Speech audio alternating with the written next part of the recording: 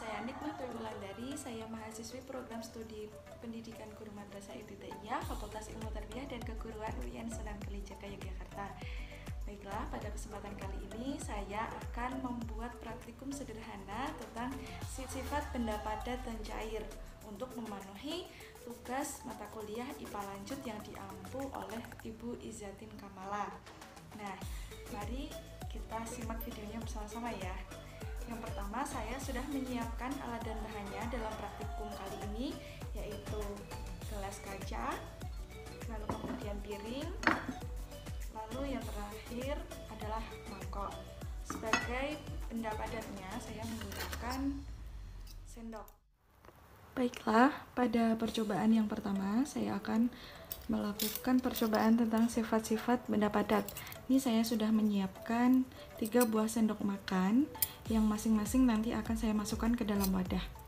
Yang pertama, saya memasukkan sendok ke dalam gelas, yang kedua ke dalam mangkok, yang ketiga ke atas piring. Nah, dapat kita lihat bahwa bentuk dan volume benda padat tidak berubah ketika dimasukkan ke dalam benda yang berbentuk berbeda-beda. Itu artinya bahwa benda padat memiliki bentuk dan volume yang tetap. Oke, yang kedua, saya akan melakukan percobaan untuk mengetahui sifat-sifat benda cair. Saya sudah menyiapkan 1 gelas air. Nah, saya akan menuangkan ke dalam gelas. Yang kedua, saya tuang ke dalam mangkuk. Yang ketiga, saya tuang ke dalam piring. Nah, pada percobaan kali ini dapat kita lihat bahwa sifat benda cair dapat berubah-ubah bentuk sesuai dengan ruang yang disediakan. Misalnya jika kita menuangkan ke dalam gelas, maka akan berbentuk sesuai dengan ukuran gelas atau bentuk gelas. Nah, ketika di dalam mangkuk, air akan menyesuaikan wadah seperti mangkok. Dan yang terakhir adalah air juga akan menyesuaikan sama bentuk piring ya. Sifat benda cair yang selanjutnya adalah benda cair dapat mengalir ke tempat yang lebih rendah. Contohnya ini, saya tuang air dari gelas yang warna orange ke gelas yang berwarna putih. Dapat kita lihat, air dapat mengalir ke tempat yang lebih rendah. Lalu sifat yang ketiga dari benda cair adalah ia dapat meresap di sela-sela permukaan. Contohnya ketika kita sedang menggunakan kompor minyak tentunya, dapat kita amati bahwa kompor minyak menggunakan sumbu yang menyerap minyak tanah. Oleh sebab itu, minyak tanah berupa cairan tersebut dapat meresap ke dalam sumbu-sumbu kompor. Saya Devianti Eka Safitri dari Prodi Pendidikan Guru Madrasah Ibtidaiyah. Di sini saya akan melakukan percobaan dari mata pelajaran IPA lanjut, yakni mengenalkan sifat-sifat dari benda gas. Langsung saja kita menuju ke percobaan. Di sini saya sudah siapkan bahan dan alat. Yang pertama alatnya adalah gelas, yang kedua adalah baskom atau kalian bisa gunakan ember, kemudian air. Di sini saya sudah sediakan air 3/4 bagian, yang penting bisa tenggelam seperti ini. Oke, langsung saja kita menuju ke percobaan pertama. Percobaan pertama yakni kita posisikan gelas telungkup seperti ini, kemudian kita masukkan ke dalam air. Kita perhatikan apa yang akan terjadi. Oke, kita praktekkan kembali. Apa yang akan terjadi? Ya, gelas akan terangkat. Mengapa demikian? Karena adanya tekanan atau dorongan udara yang terperangkap dalam gelas, maka gelas akan terangkat seperti ini ya. Oke, percobaan kedua Baik, percobaan kedua adalah telungkupkan gelas, kemudian tenggelamkan dalam air, lalu miringkan gelas seperti ini pelan-pelan. Apa yang terjadi? Baik, kita ulangi. Tenggelamkan gelas, kemudian miringkan dengan pelan-pelan, maka akan keluar gelembung air. Mengapa demikian? Karena adanya udara yang terperangkap dalam gelas, sehingga akan mengeluarkan gelembung udara pada air. Saya Afifatul Laili. Di sini saya akan melakukan praktikum mengenai tekanan benda cair. Nah, di sini saya sudah menyiapkan bahannya seperti solasi, kemudian gunting, 2 botol yang ini botol tidak berisi air dan yang ini botol yang berisi air. Kemudian botol yang tidak berisi air ini sudah saya bolongkan menggunakan besi, kemudian sudah saya tutup juga menggunakan solasi. Nah, selanjutnya saya akan mengisi botol kosong ini dengan botol yang berisi air seperti ini.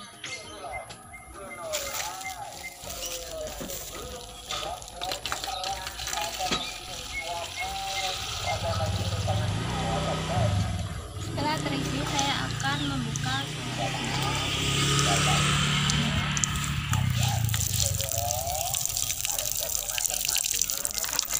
Nah, dapat kita lihat bahwa yang paling bawah tekanannya sangat kuat, kemudian yang kedua ini tekanannya kuat tapi tidak seperti yang pertama, kemudian yang ketiga lemah, yang keempat sangat lemah.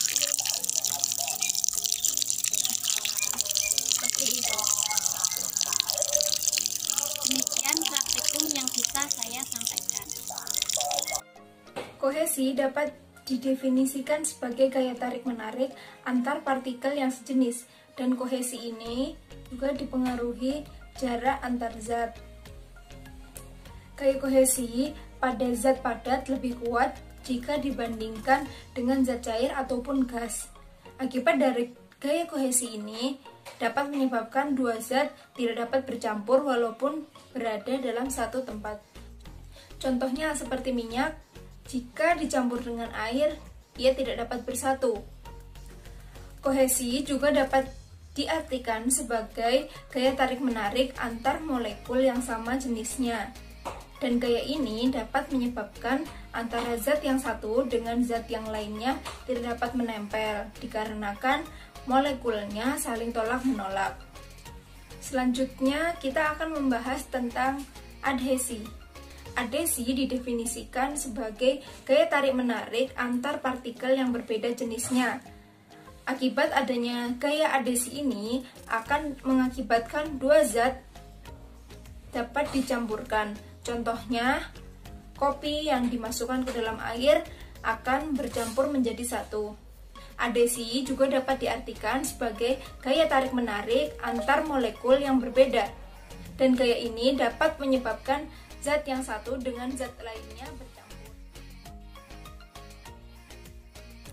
Nah, sekarang kita akan mencoba praktikum adhesi dan kohesi. Dengan di sini ada 4 bahan. Yang pertama yang perlu kita siapkan adalah bubuk kopi, kemudian minyak, air, dan juga alat untuk mengaduk. Langkah pertama yang harus kita lakukan adalah kita ambil beberapa sendok bubuk kopi, kita taruh ke tempat yang berbeda seperti ini. Kemudian tuang air secukupnya ke tempat yang sudah kita beri bubuk kopi tadi. Kemudian setelah itu kita aduk menggunakan lidi yang sudah kita siapkan tadi. Kita aduk terus Lalu kita akan melihat apa perubahannya. Apakah bubuk kopi ini dapat tercampur dengan air atau larut dalam air atau tidak. Setelah kita aduk terus-menerus, kita melihat hasilnya bahwa air yang semula berwarna putih berubah menjadi warna hitam mengikuti warna kopi tadi. Nah, peristiwa ini disebut dengan adhesi karena apabila gaya adhesi antar partikel zat yang berbeda sama besar dengan gaya kohesinya, maka kedua zat tersebut akan bercampur merata. Mengapa air dan kopi dapat bercampur menjadi satu? Karena molekul air adalah molekul polar. Dan polar ini membentuk ikatan hidrogen yang kuat satu sama lain. Dan molekul kopi dapat bercampur dengan air karena memiliki molekul polar yang sama dengan air. Selanjutnya kita akan mencoba mencampurkan air dengan minyak goreng. Kita masukkan air ke dalam minyak goreng. Kita akan mengamati apakah yang akan terjadi. Dan hasilnya dapat kita lihat bahwa air tidak dapat bercampur dengan minyak. Kita dapat melihat di dalam wadah itu ada dua perbedaan warna antara warna kuning dengan warna putih. Warna kuning adalah warna dari minyak dan warna putih adalah warna air yang kita masukkan tadi. Dan peristiwa ini disebut dengan kohesi. Mengapa disebut kohesi? Karena apabila gaya kohesi antar partikel zat yang berbeda lebih besar daripada gaya adhesinya, maka kedua zat tersebut tidak akan bercampur seperti yang telah kita coba tadi pada air dan juga minyak. Mengapa minyak dan air tidak dapat bercampur seperti kopi dan juga air? Karena sifat molekulnya air dan juga minyak itu berbeda. Jika molekul air adalah molekul polar, atau artinya salah satu atau ujung molekul memiliki muatan positif dan ujung lainnya memiliki muatan yang negatif. Nah, kemudian mengenai tenggelam. Di sini saya sudah menyiapkan bahan seperti 1 butir telur, kemudian 2 gelas yang berisi air dan yang belum berisi air. Kemudian gelas yang berisi air akan saya pindahkan ke dalam gelas yang belum berisi air seperti ini.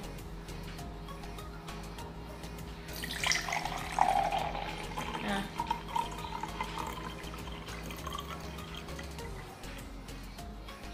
setelah itu telur akan saya masukkan ke dalam gelas yang berwarna putih seperti ini. Nah, maka hasilnya akan seperti ini. Dapat kalian lihat bahwasanya telur tenggelam. Karena apa? Nah, karena massa jenis telur lebih besar atau lebih berat daripada massa jenis air. Perkenalkan, saya Hamidah Aufa Aulia, NIM 1910400882. Di sini kita akan melakukan praktikum percobaan IPA, yaitu menguji hukum Archimedes.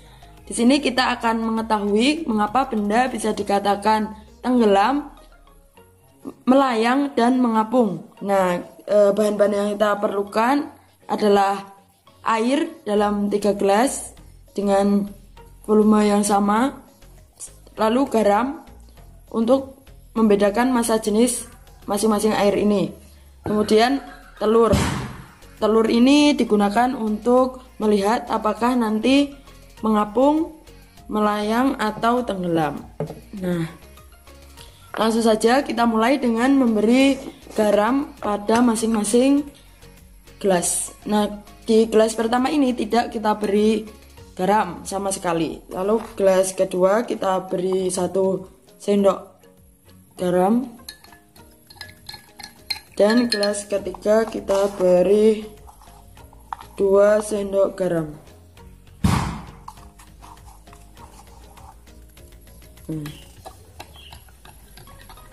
dengan dimasukkannya garam ke dalam air, ini akan menambah massa jenis air.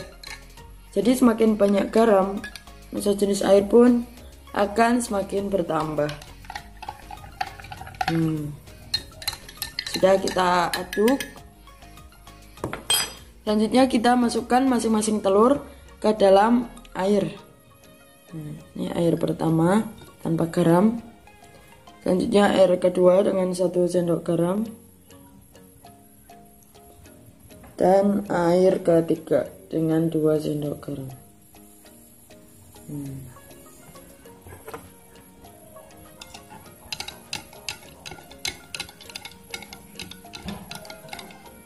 Setelah kita masukkan semua, mari kita lihat hasilnya berikut ini. Nah, inilah hasil dari praktikum yang telah kita lakukan. Pada kelas pertama, telur terlihat tenggelam.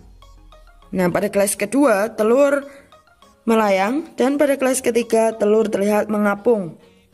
Nah, percobaan ini untuk menguji hukum Archimedes yang menyatakan bahwa adanya suatu proses jika suatu benda dicelupkan ke dalam suatu zat cair, maka benda itu akan mendapatkan tekanan ke atas yang sama besarnya dengan beratnya zat cair yang didesak oleh benda tersebut. Jadi masing-masing zat cair pada gelas ini memiliki massa jenis yang berbeda karena adanya garam. Nah, dapat disimpulkan dari percobaan ini adalah yang pertama, pada gelas pertama ini massa jenis telur lebih besar daripada massa jenis air. Makanya benda tenggelam. Benda ini telur, ini tenggelam. Nah, yang kedua adalah benda melayang karena massa jenis telur sama dengan massa jenis air. Makanya telur ini terlihat melayang. Dan kesimpulan yang ketiga adalah benda terapung karena massa telur lebih kecil daripada massa jenis air. Nah, itu dia percobaan kita pada kesempatan kali ini untuk menguji hukum Archimedes dengan menggunakan telur sebagai benda untuk menguji melayang, tenggelam, atau mengapung. Nah, sekian praktikum kita kali ini. Apabila ada kesalahan, mohon maaf. Semoga bermanfaat. Wassalamualaikum warahmatullahi wabarakatuh.